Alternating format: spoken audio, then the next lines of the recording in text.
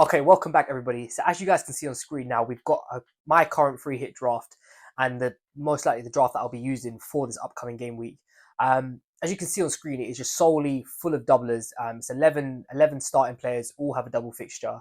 Um, just a quickly on to whether or not you should be using this free hit or not, because I know a lot of people who still have the chip are sort of contemplating between using 34 and 37.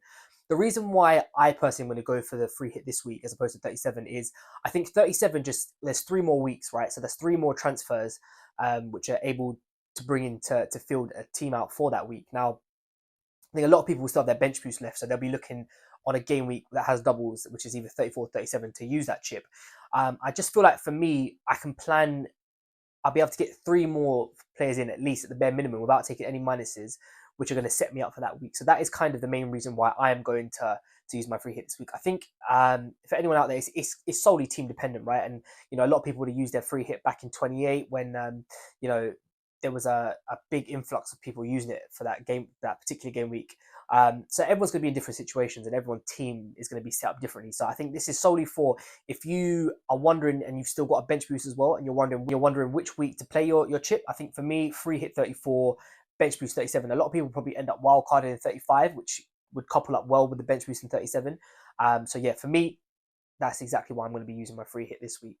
So let's start off with the team then. So as you guys can see on screen, I'm going to start off with the goalkeeper, and I have gone for Alisson. Now, this may be subject to change. I don't want to say that this is my guaranteed set and forget team.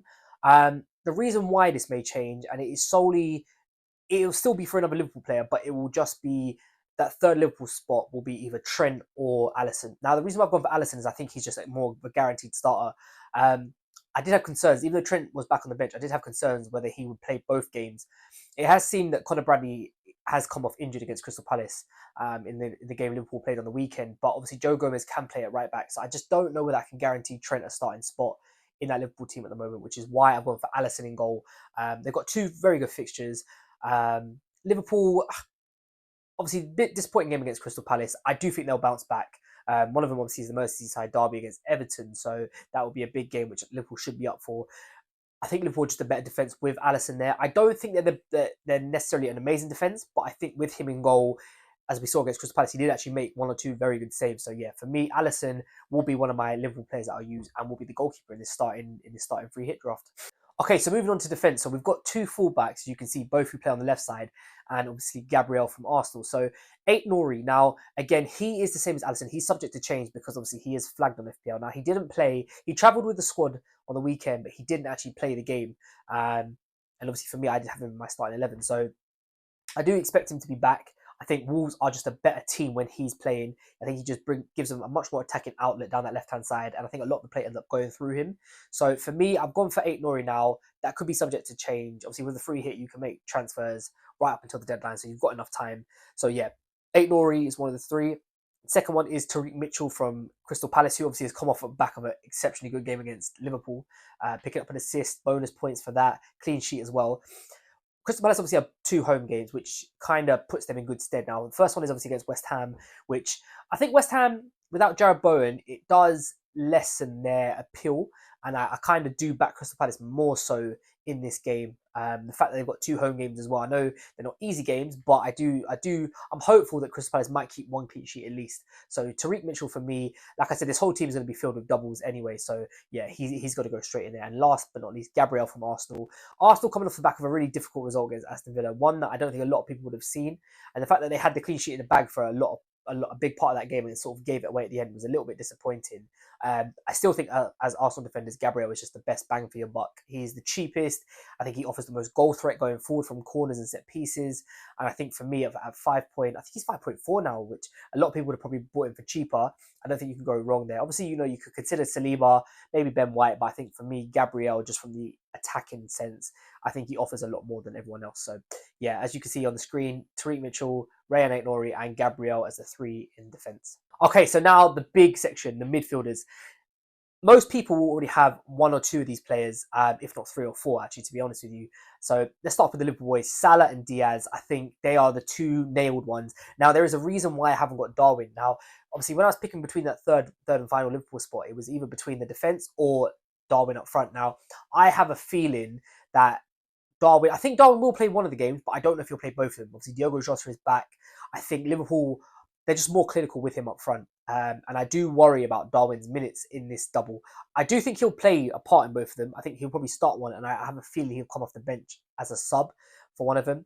So that could be the same case for Luis Diaz and Gakpo. Just Gakpo hasn't really looked that great over the last few weeks, whereas Luis Diaz is looking very promising at the moment. So yeah, for me, Salah goes without saying he's going to be in there. Probably most people's captains this week. For me, there might be a conversation to have about that, but we'll get onto that later in the video. But yeah, for me, the first two midfielders in this team, Luis Diaz, Mohamed Salah, I think they just kind of picked themselves at this point. Now, the second batch of midfielders in this midfield is from Arsenal, and it is Bukayo Saka, and I've gone for Kai Havertz. Now, the reason why I've gone for Kai Havertz, I think Bukayo Saka is the same as Mo Salah. I think he's just guaranteed nailed. He's on pens. I just don't think you can go wrong with him. The reason why I've gone for Havertz is the game on the weekend against Aston Villa, Havertz got dropped into more of a number 8 role, and it didn't look like it was working. It didn't look good. It didn't look fluent. I think Arteta will probably end up moving him back up to striker. And I don't know why he changed it in the first place. But I think Havertz is just a better option and a better alternative when he's playing as the number 9 as opposed to a number 8. And he's obviously, his record for Arsenal over the last few weeks has been exceptional. Like, he's been returning goals, assists. He's been looking threatening. So for me, it is a toss-up between him and Odegaard. And obviously on a free hit, you probably have the budget to go for one or the other. I think for me, I'll go for Kai Havertz because I think Arteta will end up putting him back into that number 9 role. And yeah, I think when he's up there, he just offers so much more than he does at number 8. And like I said, Bukayo Saka just kind of goes without saying. He's on penalties. He is Arsenal's main man. And yeah, he is my other captaincy shout between him and Salah. And finally, the last midfielder that I've gone for is Eze from Crystal Palace. Now, again, as I said on Tweet Mitchell, they have 2 home games, which is great. Against 2 teams who defensively, Newcastle and West Ham, who aren't the best. There is an option for Michael Olise. I think Eze, for me, is on set pieces. He just has that more. I think there's just more routes to point with Eze. However, what I will say is that Michael Olise is definitely more explosive and has got more chance of getting those double-digit hauls. So it is a toss-up. They're not far in price either from each other. I think Olise is 5.6, Eze 6 mil, so it's not that much.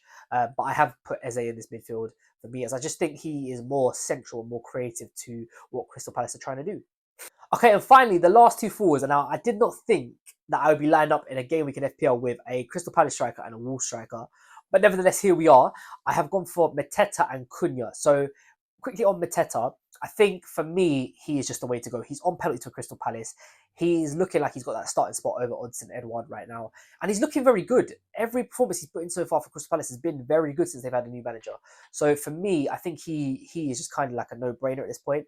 And Cunha, for me, obviously coming off the back of a brace on the weekend, he's a terrific player. And I think when Sarabi is playing towards him, Hwang is obviously back now, which will create chances for him. I just think he will have Nori bobbing down the left-hand side. I think he will have opportunities to score. I know one of the games in his double is against Arsenal, which obviously isn't great. However, I do think that over the course of the double, I think there's points to be gained from him. So for me, I've gone for Mateta and Cunha up front. So yeah, that's kind of the 3-hit draft which I'm currently going with right now. Obviously, as the time of recording this, it's Monday and it's the start of the week. Things could change. Obviously, injuries pop up, which may change my mind. But as of right now, this is sort of like my template draft. And yeah, this is what I would sort of recommend to you guys out there. Or maybe you could like tweak 1 or 2 players. Like I said, Trent, Alisson, there's a debate there. Havertz, Odegaard, there's definitely a debate there. Gabriel, is he the best Arsenal defender? Maybe, maybe not. So there's a few different ways you could go about it. But I think in general, the crux of the team I think looks good, and I think this would be kind of what I'd be recommending to people, as well as going for myself, because like I said, I am also going to free hit this week as well. So thank you guys so much for watching this video. If you have enjoyed it, please drop it a thumbs up and subscribe down below. I'll be back with more videos this week. I'm going to do a transfer target video specifically for the people who aren't free hitting or who aren't playing a chip this week.